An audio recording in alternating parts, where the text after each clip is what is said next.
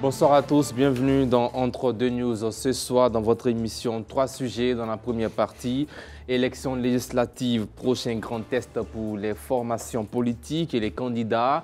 Et dans la deuxième partie, quel avenir politique pour les candidats malheureux à la présidentielle ivoirienne. Nous parlerons bien sûr de Simone Yves Gbagbo à Ouaddomelo, Jean-Louis Billon et Henriette Lagou. Puis dans la troisième et dernière partie, on parlera de la présidentielle. Le cri d'alarme de Simone Yves Gbagbo sur les inégalités financières. Pour en parler ce soir, 4 consultants, Arsène Anoma, analyste politique. Bonsoir. Bonsoir, Cécile.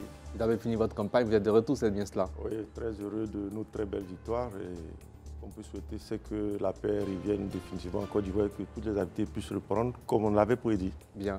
Bonsoir à vous, Lansina Karamoko, analyste. Et à ma gauche, Valentin Zawi, sociologue. Bonsoir. Bonsoir, M. Sidik. Et enfin, Maître Cédric Koné, conseil juridique. Bonsoir, Maître Cédric Koné. Bonsoir, Sidik. Comment ça va? Très bien. J'en suis ravi.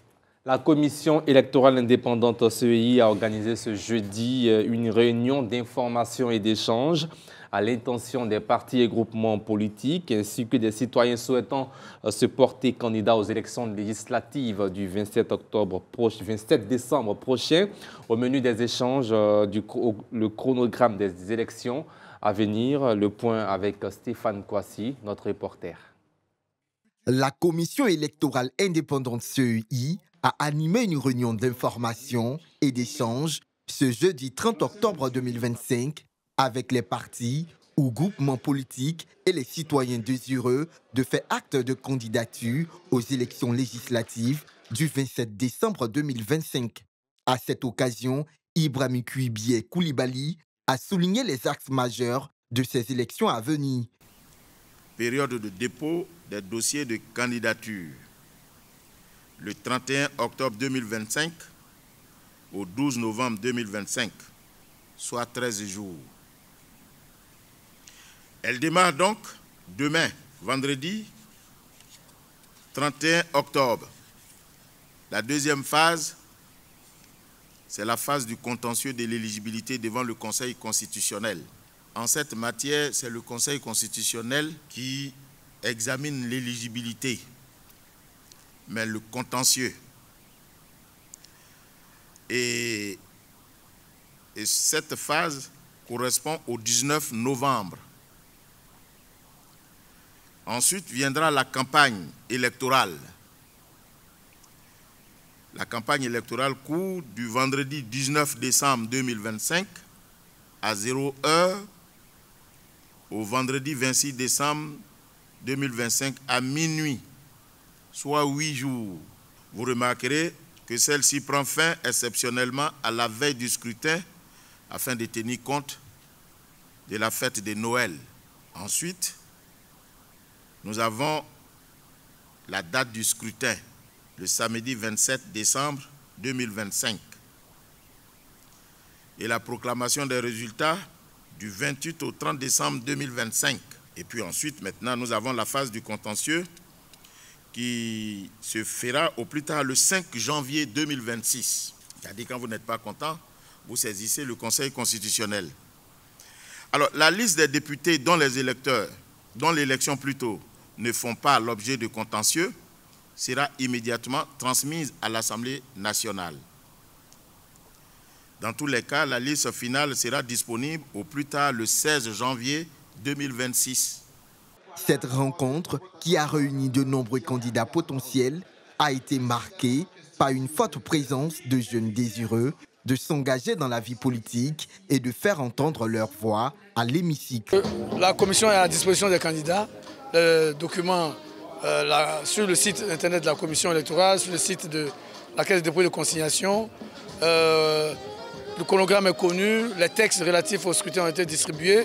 Je crois que tout le monde est outillé maintenant pour aller faire ses dossiers et se préparer à aller sur le terrain pour la campagne.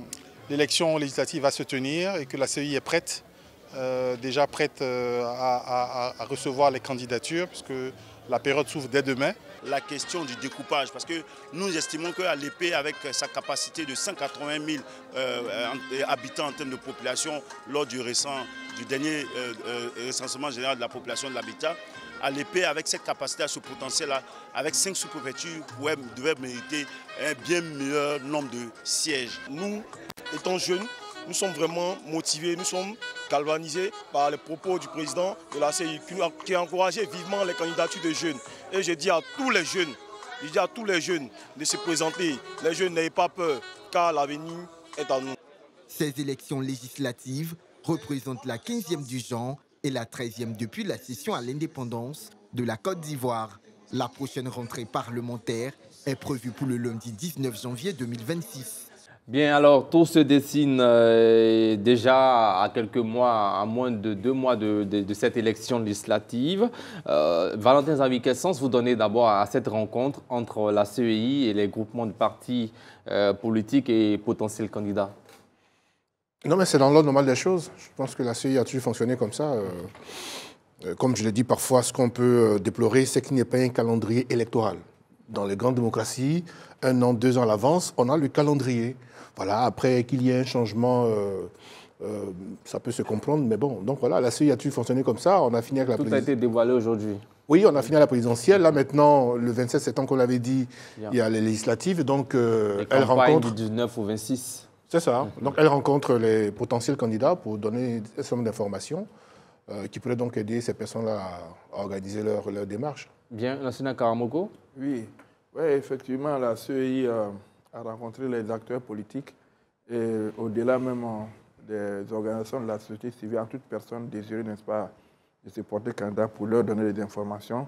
Et nous sommes heureux de constater simplement que la CEI a repris l'ordre normal du chronogramme en fonction, n'est-ce pas, de la Constitution, n'est-ce pas, et du code électoral. Mais vous ne trouvez pas que c'est un peu trop tard quand on communique maintenant sur le chronogramme de cette élection? Avant même la présidentielle, la CEI avait déjà communiqué qu'à partir du 1er novembre, il avait dit que les candidatures étaient déjà recevables, n'est-ce pas, à leur siège pour tous ceux qui désiraient être candidats. Donc ce n'est pas aujourd'hui que ça a été annoncé. Avant la présidentielle, je me souviens, beaucoup de personnes que j'ai croisées étaient déjà en train de faire leurs papiers pour se préparer pour cette élection. Donc ce n'est pas une affaire d'aujourd'hui, ça a été communiqué à un peu plus de 2 mois, je crois. Bien.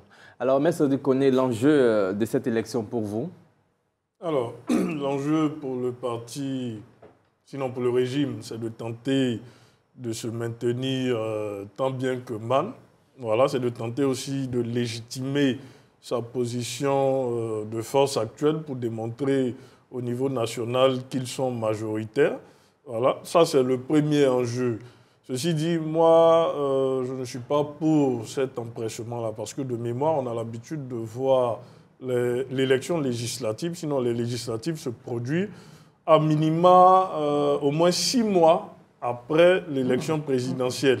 Voilà, donc aujourd'hui, je ne comprends pas trop l'empressement de la CEI dans cet environnement qu'on connaît là, qui est quand même un environnement qui est très difficile, qui est très conflictuel, qui est très chargé, où on a quand même beaucoup de blessures à penser avant d'aller vers une autre élection. Parce qu'on sort également des dernières élections locales où on a vu quand même beaucoup de violence au plan local. Je prends le cas de Sassandra, je prends le cas de Makori, ce sont des cas que j'ai vécus en direct. Pour les autres communes, je ne sais pas comment est-ce que ça s'est passé, mais est-ce que la CEI s'est donné les moyens également de circonscrire toute cette violence-là après l'élection présidentielle qui a été émaillée de plusieurs violences. Donc il faut prendre le temps de bien faire les choses. Je ne comprends pas trop l'empressement de la CEI et puis des autorités dans ce climat-là qui est quand même très confligène et très anxiogène.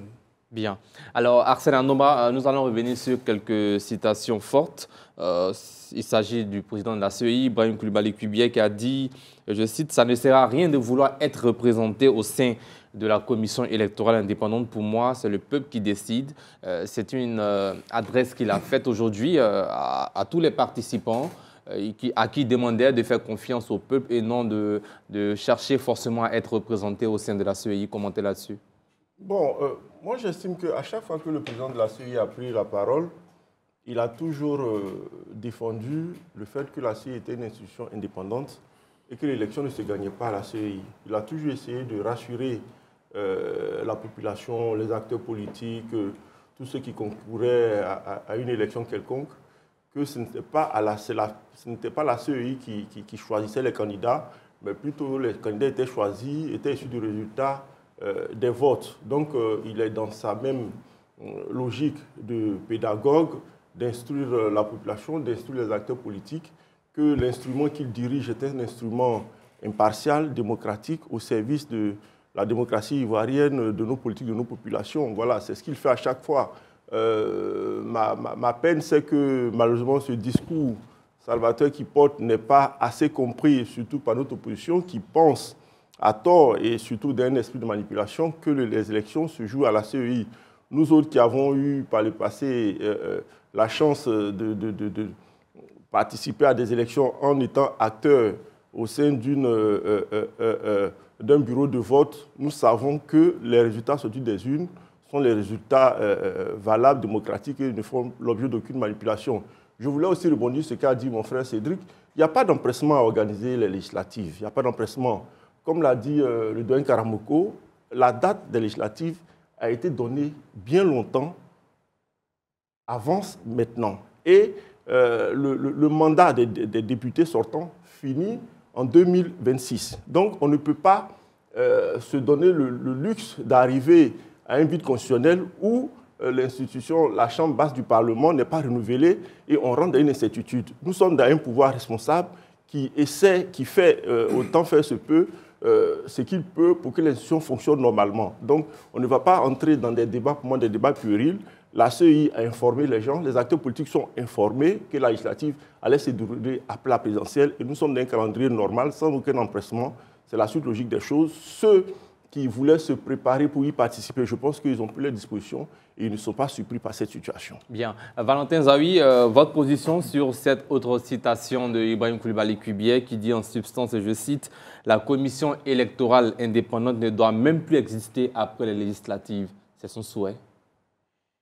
Après, je n'ai pas le contexte du propos que vous nous rapportez. Il le dit parce qu'il estime que ce sont les Ivoiriens, c'est le peuple qui désigne, qui choisit un député, un maire, un président de la République. Donc pour lui, si le vote est bien organisé, peu importe l'entité qui l'organise, la CEI n'a pas raison. Vous savez, moi j'ai beaucoup de respect pour M. Ibrahim Coulibaly Kuibié, mais bon, on a entendu des vêtements n'étaient pas mûrs de sa bouche, donc je me méfie un peu. Cela dit, dans un pays sérieux, j'ai failli dire, c'est le ministère de l'Intérieur qui organise les élections.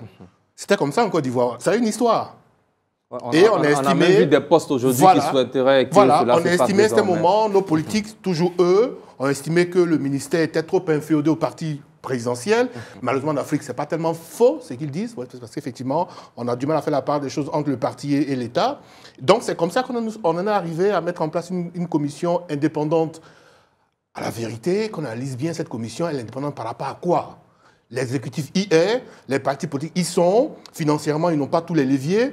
Donc, moi, l'indépendance de la CEI, depuis qu'elle existe, depuis près de 20 ans, je suis toujours un peu dubitatif. Après, qui dit ça, comme je dis, je n'ai pas le reste des législatives qu'il avance, mais dans un pays, effectivement, c'est le ministère de l'Intérieur qui organise, ou s'il y a une structure autre, ça veut dire que c'est de façon consensuelle qu'on y est parvenu. Bien, Lansana Karamoko, un mot là-dessus? Oui, là-dessus, il faut dire quand même que si on en arrive là, c'est parce que l'opposition en son temps, vraiment, je dirais conduite par Laurent Gbagbo, s'est battue dans la transition militaire là, avec le conseil consultatif. Non, c'est là qu'ils ont écrit une nouvelle constitution qui prend en compte qu'il faut aller à des élections avec une structure indépendante.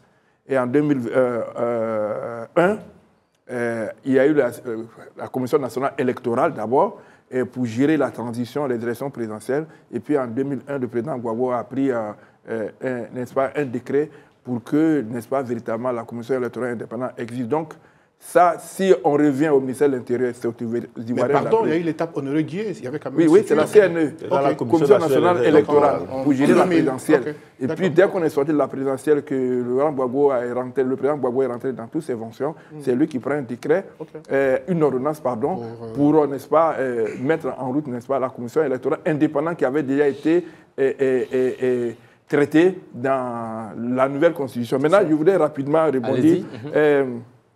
Il faut dire que la date de décembre, c'est une date constitutionnelle. En 2000, on a fait les législatifs en décembre, en 2000. Et en 2011, parce qu'il y a eu 10 ans, il n'y avait rien en Côte d'Ivoire, en 2011, on a fait également les législatives en décembre. Mais c'est après qu'il y a eu le flottement. Et cette fois-ci, il a été question de remettre le calendrier. On était en mars. Ensuite mars. Et maintenant, la date constitutionnelle même, c'est décembre. Donc la CEI ne s'empresse pas. C'est pourquoi d'ailleurs, elle a pris justement les dispositions très rapidement pour informer qu'après la présidentielle, tous ceux qui veulent être candidats n'ont qu'à se préparer. Effectivement, M. Karamoko fait bien de rappeler cela. Oui. C'est une échéance constitutionnelle. Oui. Mais en même temps, je pense qu'en même temps, la loi est claire en la matière.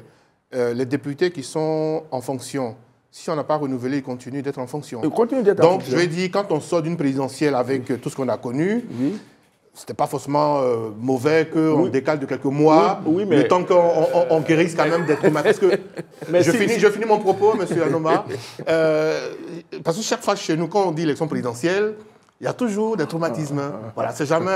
Donc, oui, mais bon, après, ça a été décidé. Bon, mais moi, ce que je voulais dire par rapport à ça, c'est qu'en fait, on pouvait accepter, cas de force majeure, que les députés continuent leur mandature. Mais là, il n'y a pas de raison fondamentale de laisser continuer une mandature sans aucune raison fondamentale. Non, il n'y a pas de cas de force majeure. La dernière fois, il n'y a pas de cas de force majeure. Mais le traumatisme, pour moi, c'est mineur. Il n'y a pas eu de traumatisme. Non, il y a eu des petits incidents, mais c'est des les morts, tout ça, il n'y a pas eu de... Non, je ne minimise pas, mais je dis que ça ne peut pas légitimer une prolongation du mandat des députés. Bien, merci. Maître Dikoné, on termine avec ce point. Il y a aussi le défi de la représentativité des femmes au Parlement. 30% de taux de représentativité, au moins sur les listes des circonscriptions qui ont au plus 2 sièges de députés. Voilà. Un mot là-dessus.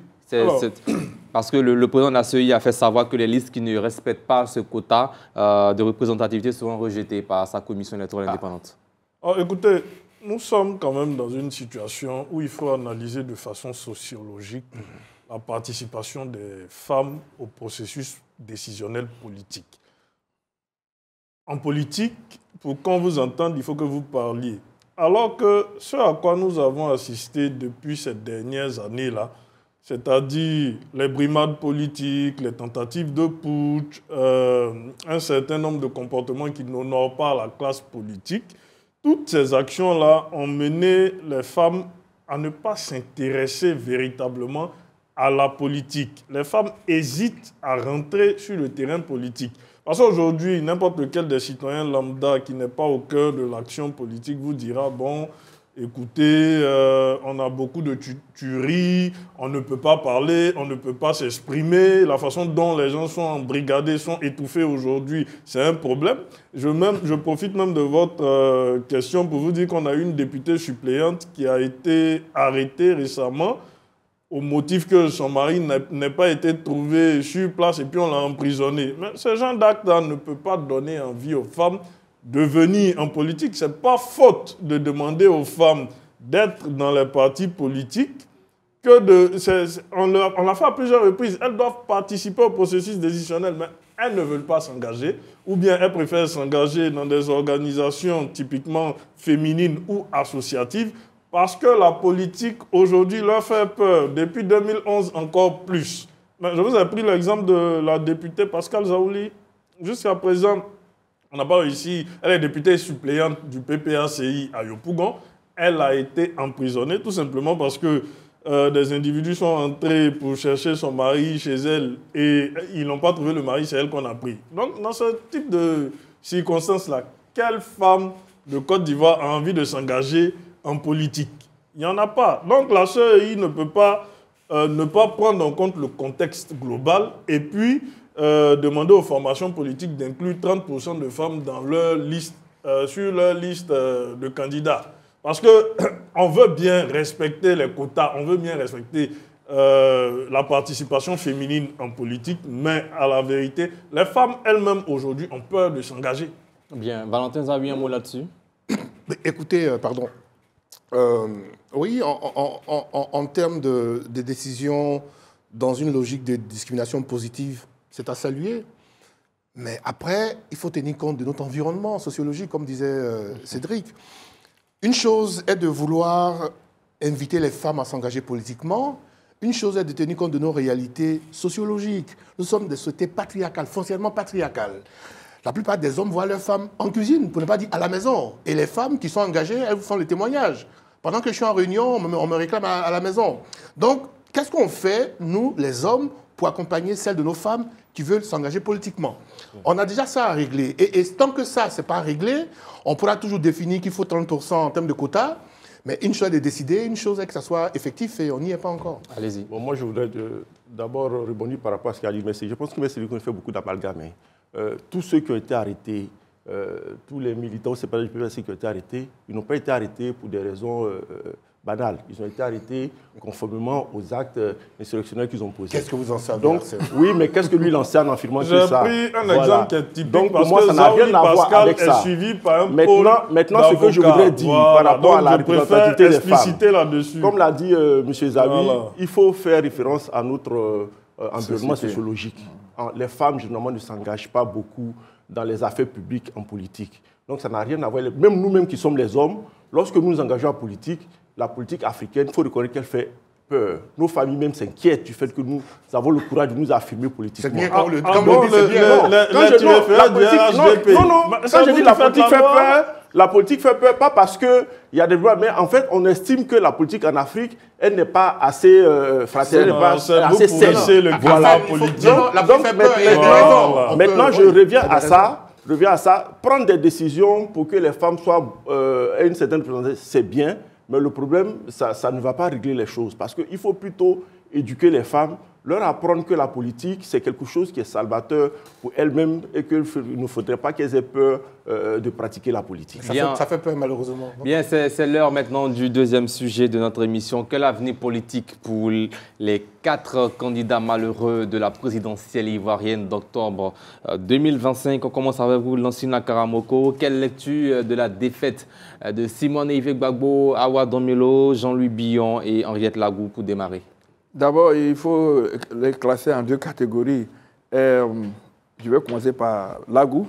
Elle n'est pas à son premier essai. Elle confirme le chiffre qu'elle a eu, le taux qu'elle a eu. Elle est toujours en dernière position. Voilà, le taux qu'elle a eu, elle confirme le taux qu'elle a eu. Elle ne se décourage pas. Il faut quand même saluer son courage. Elle y va chaque année. Elle sait qu'elle ne va pas pour gagner. Elle essaie d'améliorer. Elle a dit sur la chaîne nationale qu'elle allait gagner cette élection. Ah bon, elle a dit ça? Bon, oui, ça. Elle a dit que derrière son slogan était « Tout est possible ». Quand on commence à dire « Tout est possible », c'est que quelque part, ce n'est peut-être pas possible. Alors, donc, j'ai dit qu'elle a confirmé son statut. Et le pourcentage qu'elle a eu colle vraiment avec Lagou. Et donc, on ne lui en veut pas pour ça. Au contraire, on l'applaudit. Maintenant, Billon, Simone et Don Melo, c'est un tremplin pour Billon. Et il est arrivé en tête. Beaucoup de gens sont surpris du résultat qu'il a obtenu. Il est arrivé en tête. En deuxième. En tête des battus, en fait. En tête des malheureux. En tête, c'est le président Ouattara. Donc voilà. Non, quand même. Billon est venu donc, juste après le président Ouattara avec un taux de 3%. Les gens applaudissent. Bon, voilà, écoute. Je crois que lui aussi, il doit être très heureux. D'ailleurs, il a été le premier à sortir pour dire, bon, je félicite le président Ouattara, etc. Il est extrêmement content du score qu'il a eu. Et puis Simone, c'est un essai, c'est un ballon d'essai. Je crois qu'elle va se préparer à revenir. Il en est de même pour le ministre Awa Don Melo. Maintenant, leur avenir dépend d'eux-mêmes. S'ils ont pu réintégrer leur parti politique, ce serait tant mieux pour eux, mais ça va être difficile. Mais ils auront encore 5 ans devant eux pour se préparer. Pour eux, ce n'est pas perdu. Bon, Arrête va revenir, il veut dire Lagou va revenir. Et leur avenir sera ce qu'ils iront décider eux-mêmes. Bien. Alors, on commence avec Valentin Zawi. Si ces personnalités, notamment Jean-Louis Billon et Awa Domelo, n'arrivent pas à réintégrer leur parti d'origine, quelle lecture faites-vous de leur avenir politique ces 5 prochaines années, de maintenant jusqu'à 2030? Je pense que pour être cohérent avec eux-mêmes, ils devraient continuer dans cette lancée. Parce que quand un monsieur comme Jean-Louis Billon... Est-ce qu'il faut fonder un parti politique ou rester en... Je pars du principe, quand on a un parti politique qui a décidé, qui a désigné son candidat et qu'après on estime que ce n'est pas la meilleure personne que soi-même, on y va. Après tous les propos qu'il a eu à dire vis-à-vis des gens du PDCI, Bon, enfin, après, comme on dit, bon, les gens peuvent toujours changer, mais je veux dire, pour être cohérent avec lui-même, la logique voudrait qu'il continue son chemin. Maintenant que demain, ils veulent réintégrer le PDCI, que le PDCI, les militants du PDCI soient disposés à le reprendre en leur sein, tout est possible. Hein. On est en politique, hein, donc voilà, c'est ce que je peux dire de M. Bion. Mais je pense quand même, quand on a fait tout ce qu'il a fait, et à la fin, avec 3%, parce que... il faut avoir 5% déjà pour se faire rembourser, du coup, de cautionnement de 50 millions. Là, ils ne sont même pas en capacité. Les 4 autres de se faire rembourser. Il n'y a que le président qui sera remboursé. Oui, enfin, le président, il en a déjà assez. Non, j'ai rien dit. Donc, donc M. Bion, comme je disais, j'avoue, moi, personnellement, c'est quelqu'un que j'avais en grande estime et je trouve que sa stratégie, j'ai eu du mal à la lire. Donc, demain, ce qu'il va faire, comme l'a dit l'aîné, bon, la décision lui appartient. Mais je doute fort que les militants du PDCI soient disposés à l'accueillir à bras ouverts. Il n'est jamais parti. Oui, ça, c'est ce qu'il dit. Mais je dis, non, je peux être méchant pour parler de duplicité. Les mots, on peut les sortir, mais ce qui est important, c'est les actes qu'on pose. Et en l'occurrence, pendant cette campagne électorale, pendant tout ce processus, ce qu'il a fait, ce n'est pas dans l'intérêt du PDCI, bien au contraire. Donc, je pense que les gens aussi sont assez lucides pour analyser. Mais c'est-à-dire qu'on est le cas Awa Domelo. Est-ce qu'il peut revenir en tant que chef au PPACI qui aura très bientôt, je pense, un congrès. Voilà. Oui, le PPACI va tenir, après les législatives, son congrès. Est-ce que le camarade Awa Domelo va revenir? Est-ce qu'il est parti du PPACI? On a juste... Il demeure militant. Voilà, c'est un militant. On a juste de sa trop grande charge de vice-président chargé du panafricanisme pour qu'il puisse aller mener sa campagne présidentielle. Donc il est... C'était aussi bienveillant que ça, je n'ai pas eu le sentiment. Hein. Mais c'est ce qui s'est passé. C'est ce qui s'est passé. Voilà, parce que c'est quand même une charge de mener une campagne présidentielle pour sortir 4e. Donc, est-ce qu'il est parti du PPACI? Non, il est militant jusqu'à preuve du contraire. Dans les partis de gauche, c'est le Congrès qui décide de qui est militant et de qui ne l'est pas. Est-ce qu'on va inscrire le départ du camarade à l'ordre du jour? Non, je ne le pense pas. Mais dans la réalité des faits, chacun est responsable de son avenir politique. Chacun devrait pouvoir prendre l'aune des conséquences de ce qui a été posé comme acte pour soit s'inventer ou ne pas se réinventer. On a des élections législatives qui arrivent. Ceux qui nous ont transmis le jeu politique tel qu'on le connaît aujourd'hui vous parlent d'ancrage local. C'est à partir de votre ancrage local que vous arrivez à avoir une position nationale. Donc, c'est un conseil gratuit. Il y a l'ancrage local qui est là. Il faut qu'il aille à la rencontre des populations. Et puis après ça, il pourra voir s'il se rêve à nouveau un destin national. Mais au niveau des partis politiques, il y a des projets. Ça, c'est ce qu'on ignore souvent. On a des projets au niveau du parti politique.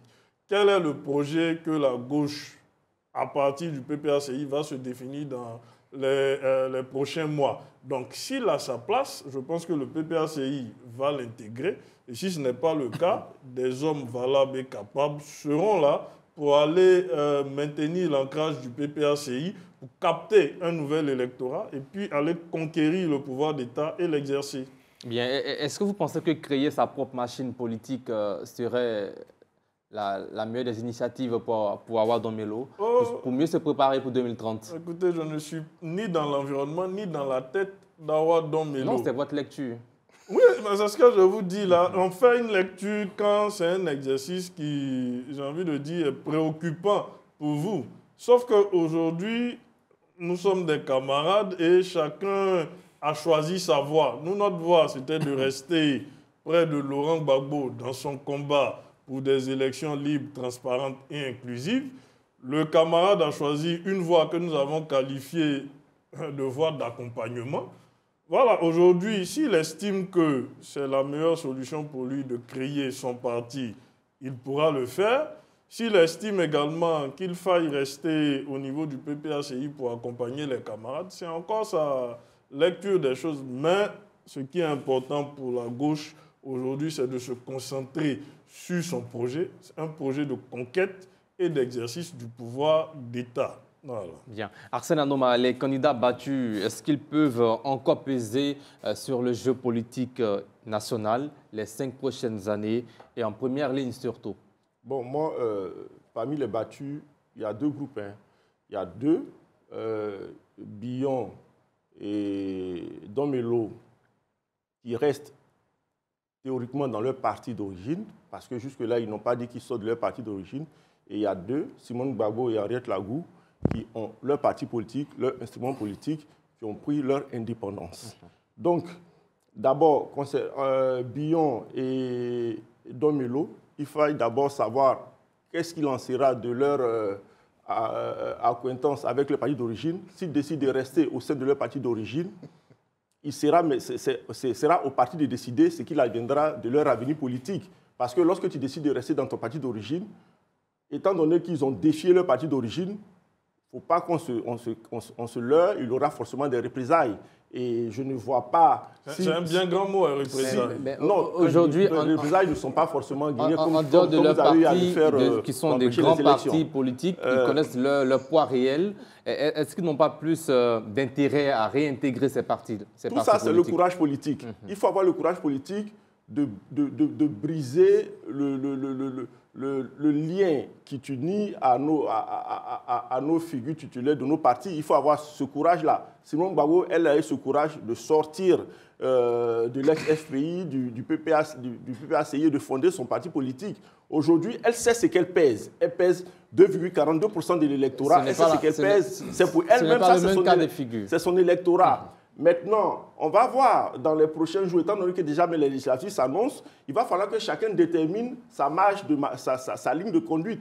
Parce que s'ils décident de rester dans leur parti, il va falloir qu'ils concourent aux couleurs de leur parti. S'ils décident de fonder leur instrument politique, il va falloir qu'ils aient des candidats de leur instrument politique. Donc, le tout sera de savoir ce qu'ils décident eux-mêmes de leur avenir politique, s'ils restent dans leur formation politique d'origine, ou bien ils se donnent cette indépendance à ce courage-là.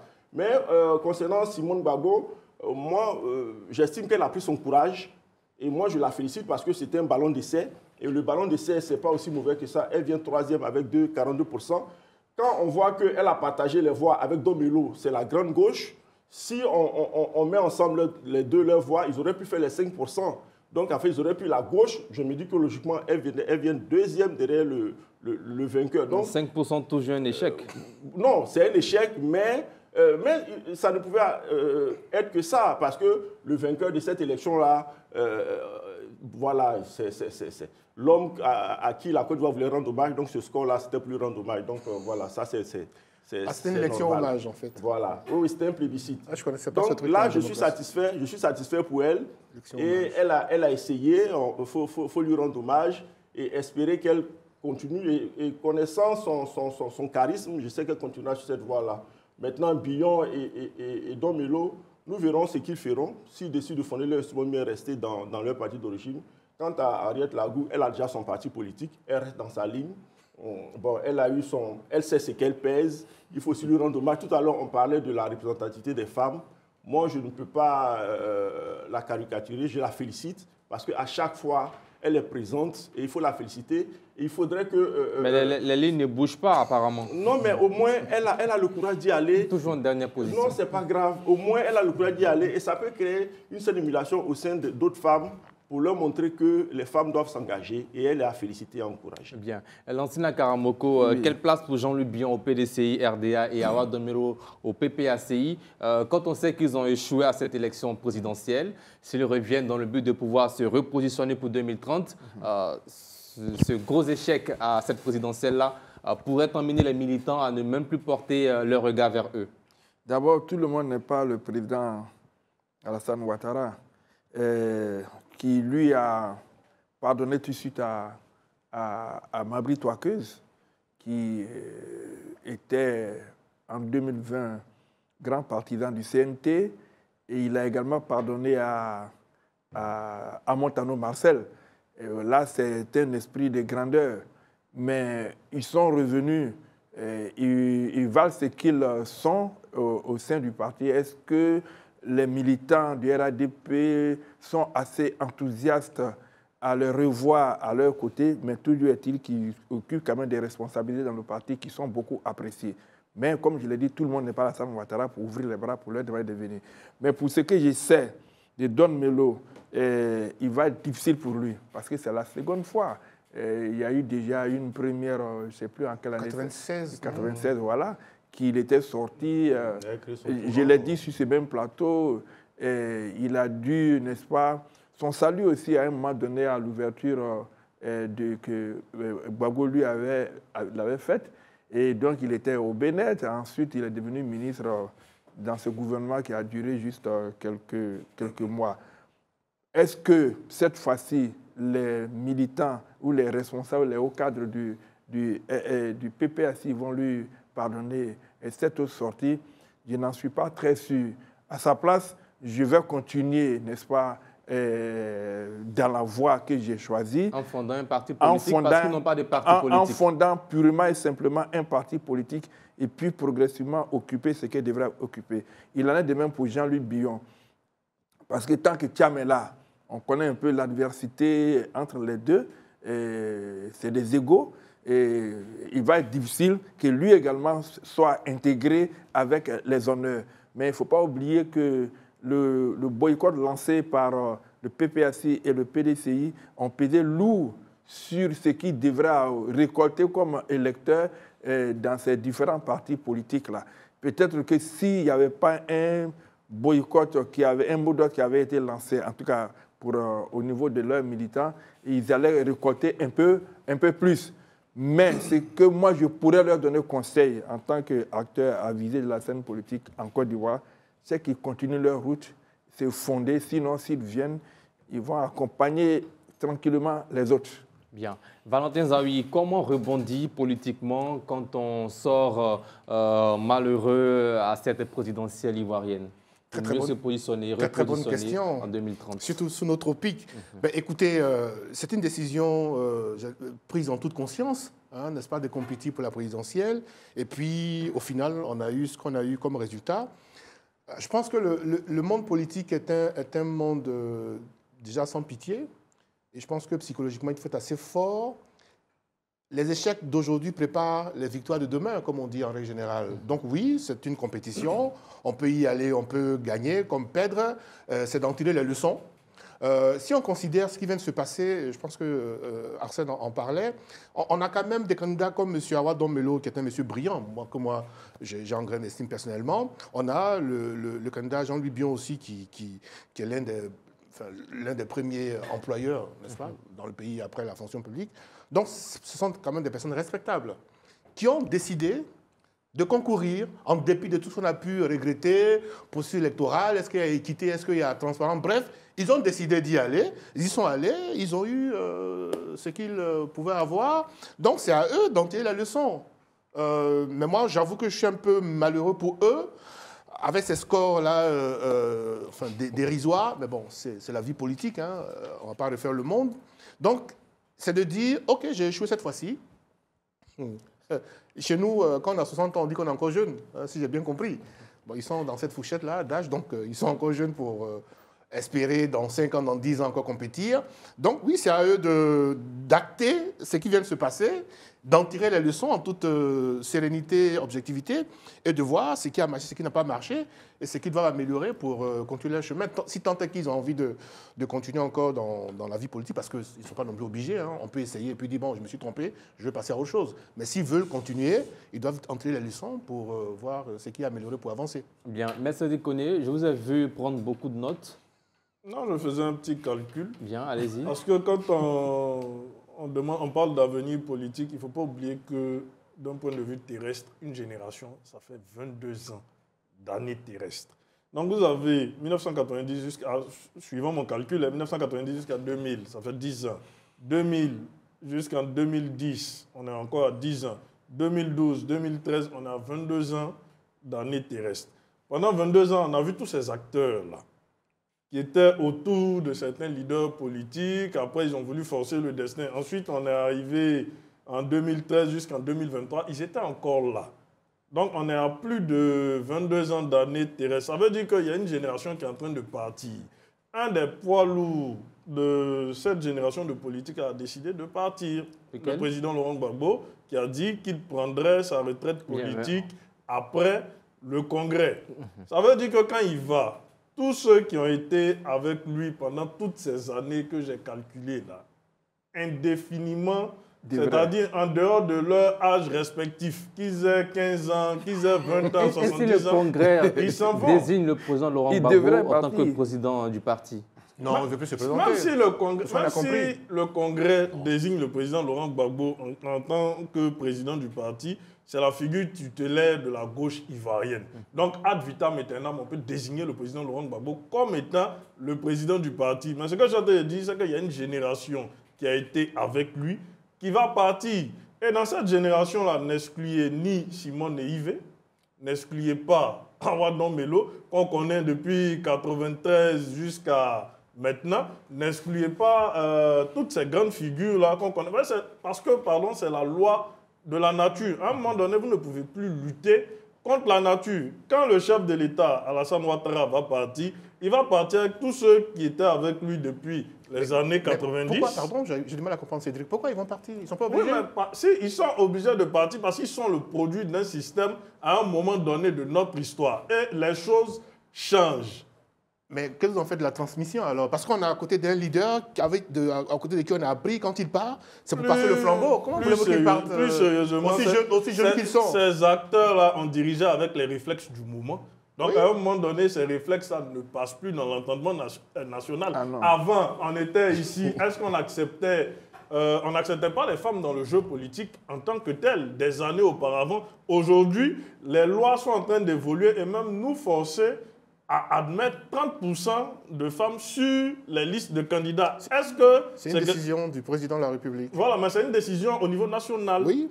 Et en plus, en fonction du contexte international également, parce que c'est une décision qui est fortement influencée par l'extérieur. Au Rwanda, ils sont à plus de 50% de voilà, femmes. Donc aujourd'hui, dans nos sociétés, on assiste à la vague de féminisation du débat. Oui. Des choses qu'on n'avait pas l'habitude de voir auparavant. Oui. Donc, on a des acteurs qui sont dans l'entre-deux. S'ils sont fluides, qui vont survivre, mais ceux qui n'auront pas les réflexes des jours et des années à venir ne pourront pas survivre. Donc, vous êtes en train de dire que c'est bientôt la mort politique de Simone Yves Gbagbo et Awadon Melo. Vous pouvez définir cela comme étant leur mort politique, mais moi, c'est une analyse qui est claire que je tire. Parce qu'aujourd'hui, quand on a passé tout son temps à être dans l'ombre du président Laurent Gbagbo et qu'on essaie de s'en détacher et qu'on voit les conséquences, ne nous voyons pas la face désastreuse que ça produit, qu'est-ce qui reste encore? Comment se réinventer? Bien. Il faut être sincère. Valentin Zawi, ensuite oui, non, mais très rapidement, en fait, j'écoute Cédric et j'ai du mal à suivre la logique parce que on sait comment fonctionne nos partis politiques. Il y a un chef charismatique qui est un peu Dieu sur terre, donc tout tourne autour de lui. Oui. Et tous ceux qui ont milité dans ces partis ont accepté ce fait-là. Mais dans leur esprit, c'est aussi être à plus cher pour apprendre. Comment voulez-vous que, parce que le chef est fatigué ou bien le chef veut se retirer, systématiquement, tous ceux qui l'accompagnaient doivent également débarrasser le plancher? À quel moment est-ce qu'on renouvelle Parce que le chef, c'est-à-dire la personne qui était en avant, était le porte-flambeau de toutes les aspirations de tous ceux qui l'accompagnaient auparavant. Parce que par génération, il y a un seul leader. Dans la génération de Laurent Gbagbo, qui était le leader? C'était Laurent Gbagbo. Quand le leader part, il part avec tous ses camarades qui l'ont accompagné pendant toutes ces années-là. Le problème de Cédric, c'est qu'il n'accepte pas que Awadon Melo et Simone Gbagbo soient portés candidats. Je n'ai aucun problème personnel avec ses camarades. Je ne suis pas convaincu je crois que ce que Cédric dit là, quand il va retourner en réunion là-bas, ils ne vont pas le rater. Hein. Ah bon? Oh, ouais, ça, j'en suis convaincu. Parce que ça se fait des ennemis, là, ce soir. À part des ennemis. Alors, je pense que... C'est des opinions. Non, c'est-à-dire que c'est vrai que Laurent Gbagbo, qui a annoncé son retrait, c'est lui, pour le moment, de façon officielle, qui a annoncé son retrait après le Congrès. On attend de voir. Il va partir, peut-être qu'avec... attendons de voir. Parce que Alassane Ouattara, le président Ouattara avait aussi annoncé son retrait. Ouais. Bon, on attend de voir. On attend de voir qu'il va partir peut-être avec un ou deux camarades promotionnaires qui sont peut-être fatigués. Mais cela ne devrait pas quand même amener toute l'équipe, même à 15-20 ans de parti. Peut-être que la personnalité de Laurent Gbagbo, le charisme de l'homme, fait qu'à des moments donnés, les militants ont envie de dire des choses. envie de donner des orientations nouvelles, mais ça ne peut pas marcher. La preuve concrète, c'est Awadon Melo qui a souhaité qu'il y ait un plan B. On dit qu'il n'y a pas de plan B. Voilà comment il est sorti pour être candidat. Donc, il y a beaucoup d'Awadon Melo, certainement. Non, il a fait... moi, sans vouloir t'interrompre, ça a été fait en dehors des instances du parti. Alors que quand on est dans une organisation, il faut suivre ce qu'on a l'habitude de faire. C'est pas ce qu'on a pu comprendre. C'est ce que, justement, je suis en train de dire. Et que les gens sont obligés de suivre ce qui est décidé, même si ce n'est pas... même si ce n'est pas leur vision. Et donc, si Gbagbo s'en va, peut-être qu'eux, maintenant, ils vont avoir, n'est-ce pas, toute la latitude de s'exprimer et d'imprimer une orientation nouvelle. Voilà pourquoi il a cité le cas, donc, même si ce n'est pas le cas, n'était pas. Mais il dit qu'il y a beaucoup d'Awadon Melo qui sont obligés de se taire pour respecter la discipline du parti. Mais ça va pour tous nos partis politiques. Oui. Voilà, on termine avec vous, allez-y.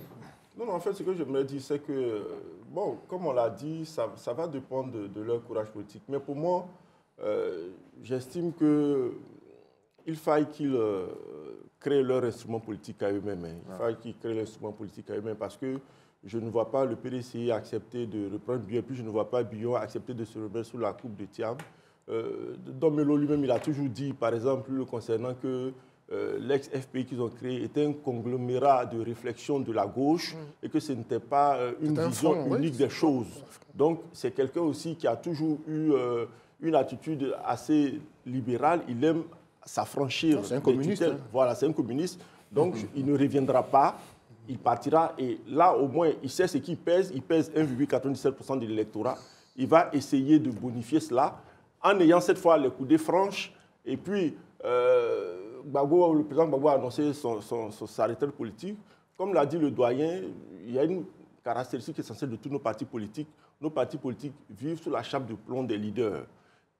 On espère que lorsque le président Laurent Gbagbo partira, peut-être que ça va créer, ça va libérer des intelligences, des énergies. Il y a des personnes qui vont prendre leur courage à deux mains pour peut-être suivre Awadon Melo, parce que c'est 1,97%. Awadon Melo n'est pas parti les chercher ailleurs, il les a pris dans l'électorat du PPACI. Donc il y a d'autres personnes aujourd'hui. Qu'est-ce que vous en savez, Arsène? Non, oui, c'est l'électorat du PPACI. Oui, bon. Il y a des gens qui aiment. Et aujourd'hui, je me dis que si Laurent Gbagbo n'est pas là, il y a des gens peut-être qui sont attachés à Laurent Gbagbo, simplement ils l'ont suivi, mais s'il n'est pas là, ils vont prendre leur indépendance. Donc moi, j'estime que c'est vrai, les scores sont bas. On peut les caricaturer, on peut en rire, mais comme l'a dit M. Ezaoui, en politique et dans la vie, les essais d'aujourd'hui préparent les grandes victoires de demain. Ils ont essayé, ça n'a pas été à la hauteur de leurs espérances. Il faut qu'ils capitalisent sur ça, ils en tirent les leçons pour rebondir demain dans les législatives qui viennent, essayer d'avoir des députés à eux, avoir peut-être des groupes parlementaires. Alors parlons des législatives, hein. On va faire maintenant le chiffre du jour, c'est en rapport avec cela. Le chiffre du jour, c'est 100 000. C'est le montant en francs CFA que tout candidat devra débourser pour se présenter aux prochaines élections législatives en Côte d'Ivoire. Une caution fixée à 100 000 francs CFA, jugée raisonnable par certains, mais discriminatoire par d'autres, comme Jean-François Kouassi, dans un contexte où la participation et le renouvellement de la classe politique restent au cœur du débat. Maître Cédric Koné, commentaire. 100 000 francs, j'ai envie de dire que ça reste quand même c'est abordable. Parce que pour qui veut représenter la volonté populaire, puisque les députés sont l'émanation de la volonté populaire, dans le contexte, on peut se dire que c'est un prix qui est à la fois abordable et puis c'est encore respectable. Mais c'est aussi un grand décalage aussi avec la caution exigée pour être président de la République. Parce que si on veut faire une répartition proportionnelle, il y a quand même un grand décalage entre ce qui est exigé pour la présidentielle et pour les législatives. Donc, ça reste quand même un montant acceptable. Bien, l'ancien Karamoko. Oui, c'est quand même un montant accessible. Jean Kouassi, bon, écoutez, il est jeune, il dit qu'il arrive ici, il ne peut pas payer 100 000 francs. Il dit que le SMIC a 115 000 francs. Oui, non, mais non, là, excusez-nous. Mais ça a du sens, c'est ce qu'il dit quand même. Le SMIC a 115 000 francs. Je n'ai pas dit non. OK. Mais le SMIC a 115 000 francs et puis il était candidat à la présidentielle. Et bon, maintenant, le SMIC est toujours à 115 000 francs, on lui demande de payer 100 000 francs. Bon, écoutez, quand il sera élu député, c'est ce qu'il souhaite pour lui. Bon, ça, c'est une autre paire de manches. Quand il va être élu député, est-ce qu'il va accepter qu'on revoie à la baisse, complètement à la baisse, les émoluments qu'il va percevoir là-bas? C'est un montant qui est resté bloqué quand même depuis pas mal d'années déjà. Il n'y a pas eu... il faut quand même reconnaître que quand même c'est un montant accessible à toutes les bourses. Bien, Valentin pour qui veut être candidat. Non, on parle de démocratie de suffrage universel. À la base, le cautionnement, j'ai failli dire, n'a pas son sens en fait. Parce que dans une république, qui est donc la chose publique, tous les citoyens sont propriétaires du pays. Donc, quand j'ai envie en démocratie de postuler, d'être candidat pour une élection, je n'ai pas à sortir de l'argent. Ça s'appelle la plutocratie. Oh non, et finalement, on a une démocratie censitaire maintenant. Voilà, c'est ça. C'est plus la démocratie universelle, parce que les mots ont du sens, en fait.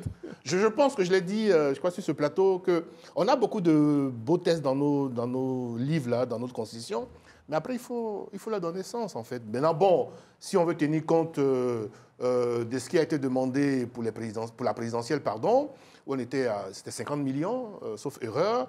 Là, on demande 100 000 francs. On va dire, bon, quelqu'un qui veut être député, bon, 100 000 francs, a priori, c'est à la portée de toute personne. Après, c'est une action, j'ai failli dire responsable et volontaire. Si des gens veulent être candidats aux législatives, ça suppose qu'ils ont pris les dispositions pour en respecter les conditions. Bien, voilà. Arsène Anoma, on termine. Bon, moi, on a eu à débattre ici du fait que, par exemple, la présidentielle, il y avait une pléthore de candidats, plus ou moins, qui ne respectaient pas les choses, qui ne devaient pas y être. Et je pense qu'on va vers la même chose pour les législatives. Ce qu'a dit M. Zawi, c'est vrai. Est-ce qu'il va falloir forcément exiger un cautionnement? Mais le problème, c'est quoi? Il faut trouver, je ne vais pas dire un goulot d'étranglement, mais quelque chose qui permet de filtrer, un préfiltrage. Est-ce que cela doit se faire par le moyen financier, c'est-à-dire qu'un cautionnement, ou bien par d'autres dispositions qui permettent d'avoir des candidats qui soient assez représentatifs? Ça, il va falloir réfléchir à cela, trouver la meilleure formule qui permet de ne pas avoir des candidats spectaculaires, des candidats de plaisanterie. C'est là le problème, on n'a pas qualifié des candidats. Qui viennent juste gonfler le nombre des candidats. Maintenant, pour le montant, j'estime que 100 000 francs pour être député, c'est acceptable et c'est bon. Il n'y a pas trop à discuter là-dessus. Si tu as décidé d'être député, je pense que tu as pris tes dispositions pour avoir les 100 000 francs. Bien, on continue avec le troisième sujet de notre émission. Élection présidentielle 2025, le cri d'alarme de Simone et Yves Gbagbo sur les inégalités financières. Je cite l'ex-première dame, candidate malheureuse à cette présidentielle. Elle dit « Je dénonce également la dérive financière du processus électoral qui crée une inégalité insurmontable entre les candidats, en effet, au-delà de toutes les autres dépenses de la campagne présidentielle, pour simplement assurer la présence de nos représentants dans tous les bureaux de vote. Il nous aurait fallu mobiliser plus de 630 millions de francs CFA, chaque représentant coûtant entre 10 000 et 25 000 francs CFA. Selon les zones, aucune démocratie digne de ce nom ne peut tolérer ni supporter une telle injustice structurelle. Maître Cédric Koné, qu'est-ce que cela vous inspire? En fait, je suis un peu surpris d'être le premier qui doit s'exprimer là-dessus. Les spectateurs ont peut-être l'impression que je nourris un antagonisme particulier vis-à-vis de la présidente du MGC, ce qui n'est pas le cas. Tu peux passer. Pardon? Tu peux passer. Non, je ne peux pas passer parce qu'elle a soulevé. Alors, vous allez continuer, mais c'est juste que c'est l'heure de la réclame publicitaire. On revient juste après. D'accord. Voilà, nous sommes de retour de la pub. Maître Cédric Koné, vous pouvez continuer. Alors, donc je disais, quand on fait une analyse antérieure de la participation du Front populaire ivoirien hier à l'élection présidentielle, ce n'était pas un parti particulièrement nanti, mais le Front populaire ivoirien a réussi à couvrir l'ensemble de tous les bureaux de vote sur le plan national. Et c'est la remontée des procès-verbaux sur l'ensemble du territoire national là, qui ont permis au président Laurent Gbagbo de savoir qu'il avait été élu et que le régime militaire en face, avec à sa tête feu le général Guy Robert, est en train de tripatouiller les choses. Voilà, donc il n'y a pas eu besoin de débourser 10 000 francs, 20 000 francs pour les camarades qui étaient dans les bureaux de vote qui, pour la plupart, étaient du corps enseignant. Voilà, parce que dans nos villages, les enseignants sont quand même très importants. Donc vous voyez que le Front populaire ivoirien, qui n'avait pas de moyens ou peu de moyens à l'époque, a réussi à couvrir l'ensemble du territoire national. 1, parce que c'était un parti très bien implanté. 2, parce que les militants de l'époque croyaient en un projet, donc ils se sont impliqués. Ça aurait été la même chose cette année si le PPACI, avec Laurent Gbagbo à sa tête, avait participé aux élections, parce qu'il y a un projet, parce qu'aujourd'hui, malheureusement, les financements des partis politiques, ça n'existe plus. À l'époque du président Laurent Gbagbo, je ne sais pas, vous allez voir tout à l'heure pourquoi est-ce que je dis que ça n'existe plus. Des partis comme le RDR et le PDCI avaient de mémoire 800 millions de francs CFA de subventions. Aujourd'hui, les partis politiques, un parti politique qui a 18 députés comme le PPACI, a 18 millions de francs CFA de subventions par trimestre. Donc, on ne peut même pas couvrir des charges courantes avec ça. À plus forte raison, des élections sur toute l'étendue du territoire national. Donc, ça fausse véritablement la démocratie parce que le régime a des sources de financement plus ou moins opaques.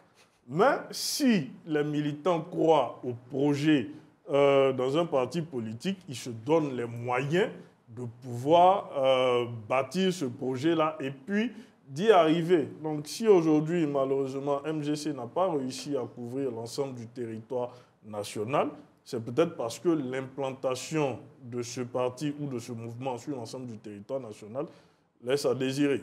Voilà. Lansana Karamoko, est-ce qu'il faut instaurer un plafond légal des dépenses électorales pour garantir l'égalité entre les candidats à la présidentielle? Non, mais... C'est le souhait de plusieurs. Non. Je crois que Mme Simone Gbagbo vient de se rendre compte à l'évidence que n'est pas candidat à l'élection présidentielle en Côte d'Ivoire qui veut. Mais qui peut. Voilà, c'est qui peut.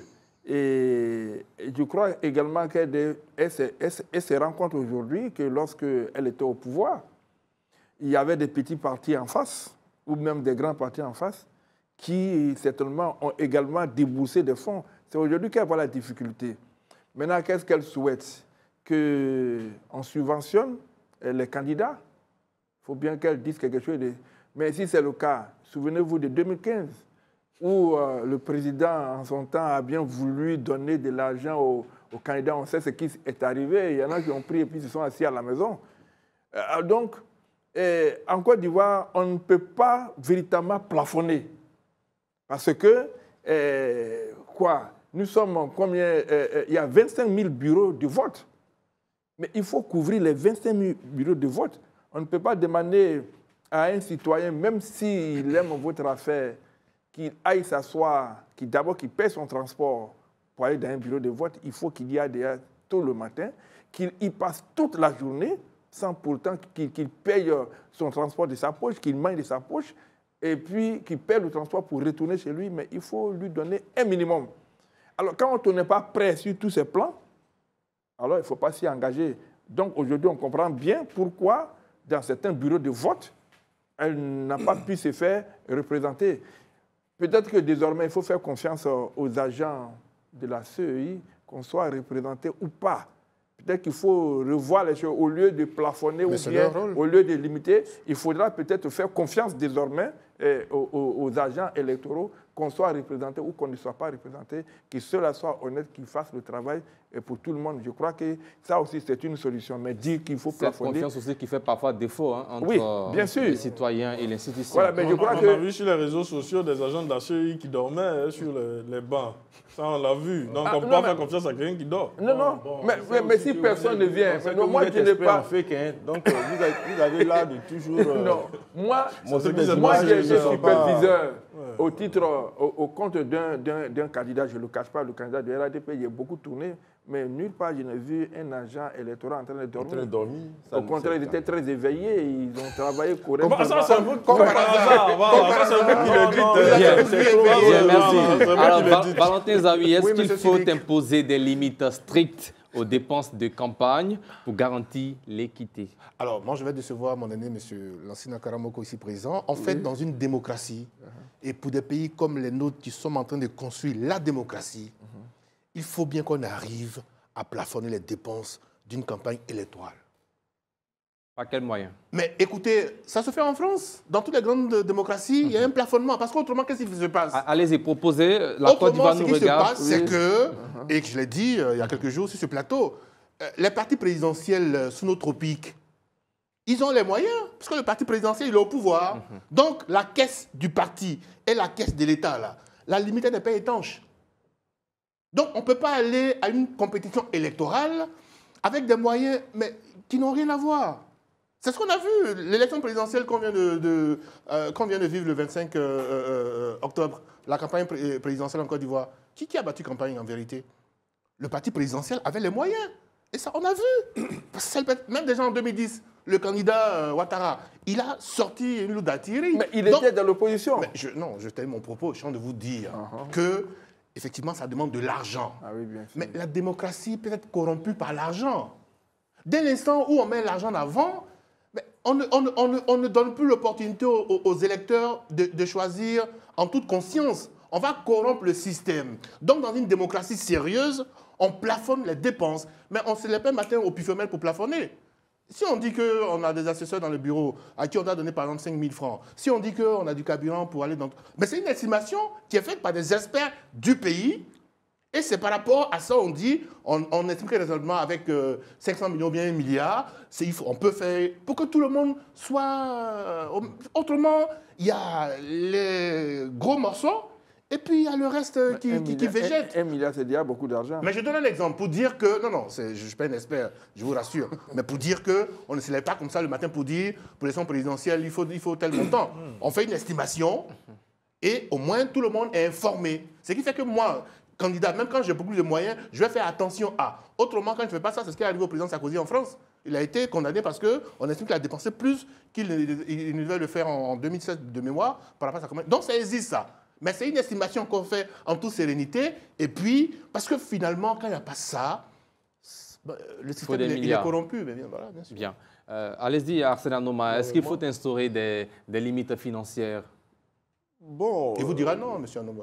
Voilà, vous me faites un procès d'intention. Non, je n'ai pas. Non, c'est juste pour déconner. Et là, je vais vous décevoir. Restez le contraire, allez-y. Oui, parce que justement, je suis pour la démocratie. Je suis pour la démocratie et j'estime que l'argent ne doit pas pervertir la démocratie. Il faut qu'on puisse élire nos dirigeants en toute conscience et élire des gens auxquels on croit en leur projet. C'est bien. Donc pour moi, il ne faudrait pas forcément que l'argent soit le dénominateur qui fait qu'on choisit tel ou tel. Ceci étant, j'estime que vous dites soulève également la question de l'éducation civique de nos citoyens. Ceci étant, j'estime que Simon Gbagbo fait aussi un mauvais procès parce que, comme l'a dit M. Zawi, en 2010, le président Ouattara n'était pas aux affaires, mais il a fait une campagne aussi belle, sinon plus grande que le parti au pouvoir. Il n'avait pas les moyens de l'État. Donc, il s'est donné les moyens de battre campagne et il s'est préparé. Le problème, c'est une question d'impréparation. Ils n'étaient pas préparés. On a l'impression qu'ils ont décidé d'être candidats au dernier moment. On a vu le groupement politique, comment ça s'appelle? LMP. Le CAP qui a végété dans des résolutions. Ils ne savaient pas où ils allaient. Au dernier moment, chacun a décidé d'y aller. Donc, c'est le fait de ne pas s'être préparé. S'ils avaient pris le temps de se préparer, s'ils avaient mûri un projet, ils allaient se donner les moyens de faire une belle campagne et peut-être de faire de meilleurs scores que ceux qu'ils ont fait. Donc le problème, ce n'est pas forcément l'argent, c'est une question ils ne se sont pas assez préparés. Voilà, ils ne sont pas assez préparés et il ne faudrait pas aussi faire le procès au parti au pouvoir d'avoir forcément utilisé l'argent de l'État. Parce que le parti au pouvoir a prouvé en 2010 qu'on n'avait pas besoin d'être au pouvoir pour faire une belle campagne. Maintenant, concernant le financement des partis politiques, le financement des partis politiques ne tombe pas du ciel, c'est une loi. C'est une loi. Et les partis politiques sont financés en fonction de leur représentativité. Donc, si tu n'as pas une certaine représentativité, ne t'attends pas à être financé. Et même, il y a deux types de financement. On peut avoir un financement public qui représente 1/1000 du budget, mais on peut aussi avoir un financement privé, les dons, tout. Donc, il va falloir que les partis en Côte d'Ivoire se réinventent, puissent trouver des moyens, puissent être attractifs, puissent permettre à des gens qui croient en leur projet de les accompagner financièrement parce qu'ils estiment que ces partis-là portent quelque chose qui peut être profitable au pays. Voilà, donc critiquer le fait qu'il y a trop d'argent dans la campagne, ben, personne ne t'empêche de mobiliser tes fonds pour battre campagne. Voilà, personne ne t'empêche. Tout à l'heure, on parlait par exemple de la députation. Tu viens de poser tes dossiers pour être député. Mais je me dis que quand tu décides d'être député, c'est que tu t'es préparé. Nous autres, on veut être député, mais nous ne sommes pas prêts en 2025. En 2030, on espère être député chez nous à Gouy sous-préfecture. Donc, on va se préparer de 2025 à 2030 pour être prêt.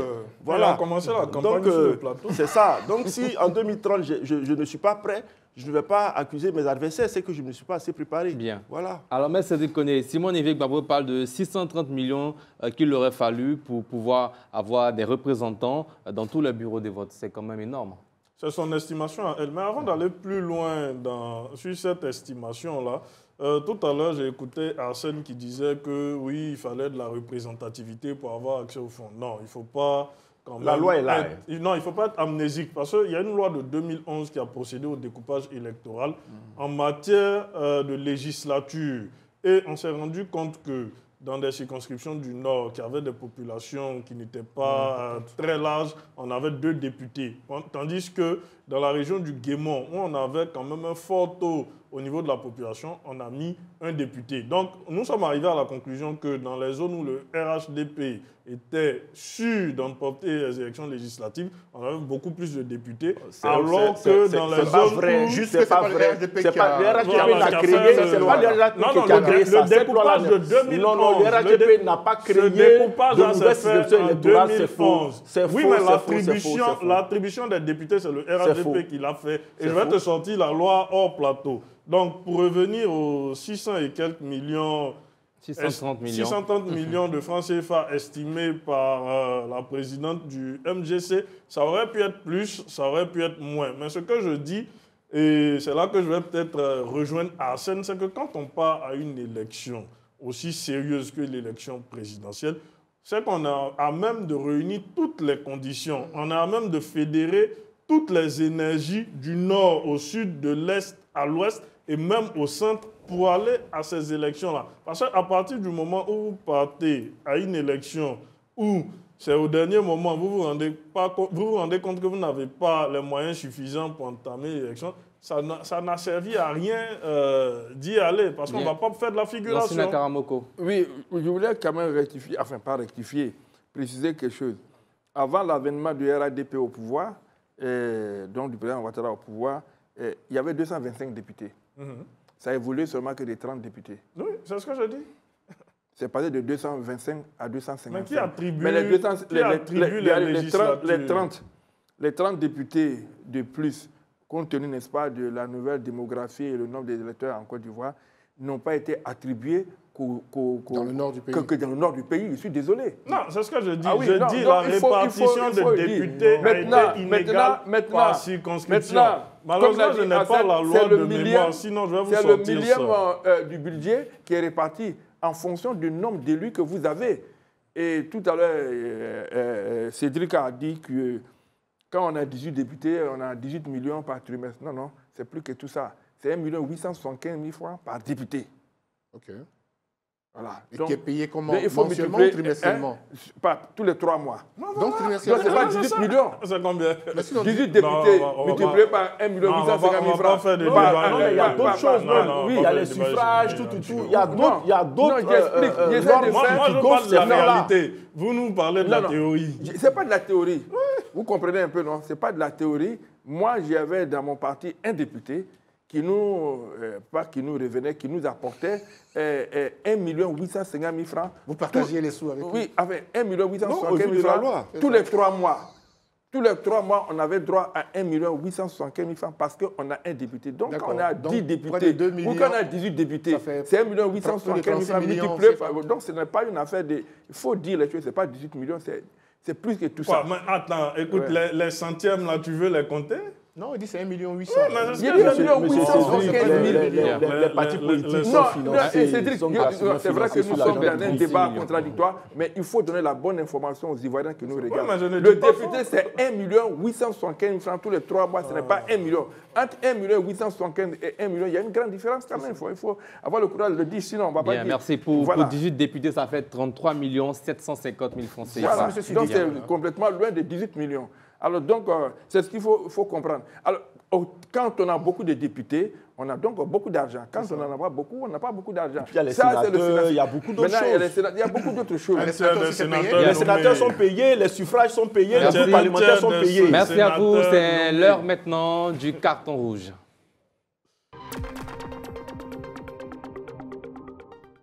Voilà, premier carton rouge de ce jeudi soir avec Arsène Anoma. Bon, mon carton rouge va à l'encontre de certains leaders de l'opposition ou de la société civile qui appellent les populations à descendre dans la rue alors qu'eux-mêmes ne sont pas présents, leurs familles sont sécurisées quelque part et ils disent aux familles que si leurs enfants, leurs proches perdent la vie ou bien sont handicapés ou bien ont des dommages, ils seront célébrés par la nation. Moi, j'estime que ça, ce n'est pas faire la politique. Et c'est malsain, c'est macabre. C'est malsain, c'est macabre. Il ne faut pas appeler des gens à faire ce qu'on n'est pas capable de faire soi-même et ce qu'on refuse qu'on fasse soi-même. Voilà. Si des gens ne peuvent pas venir lutter pour que vos enfants qui sont en sécurité quelque part viennent profiter des fruits de leur sacrifice, de leur labeur. Quand on veut sacrifier des gens, il faut sacrifier sa propre progéniture au lieu de sacrifier la progéniture des autres. Donc j'appelle la jeunesse à être responsable, de ne pas se laisser embrigader par des dizaines de bonnes aventures qui entraînent le peuple dans des voies... Valentin Zawi, carton rouge. Alors, carton rouge, en même temps, c'est un peu un cri de cœur. En fait, quand il y a les compétitions électorales comme celle qu'on vient de vivre, et que malheureusement, il y a des morts, nous sommes des Africains. Et dans nos valeurs anthropologiques, devant la mort, là, on tait les différences. Quand des gens sont endeuillés, ou on compatit, ou on passe son chemin. C'est juste malheureux de voir aujourd'hui sur les réseaux sociaux certains concitoyens qui sont heureux du malheur des familles qui ont perdu des parents. Et ça, vraiment, c'est triste. Il faut qu'on en sorte. Parce qu'on assiste à une sorte de déshumanisation de nos sociétés. Et la Côte d'Ivoire n'a pas besoin de ça. Merci. Bien, allez-y, Maître Déconné, carton rouge. Oh, j'aurais bien voulu encore décrier le comportement des fossoyeurs de la démocratie sous nos tropiques, mais je passe mon tour aujourd'hui. Bien, Lansina Karamoko, carton rouge. Je passe également. Bien, merci à vous d'être passé sur ce plateau. Merci. Bon week-end à vous. Merci. Bon vendredi, demain vendredi. Merci à vous, Arsène Anoma, Valentin Zawi, Maître Cédric Koné. C'est la fin de cette émission. Merci de l'avoir suivi. Que Dieu veille sur vous et sur la Côte d'Ivoire. Bonsoir et bon vendredi.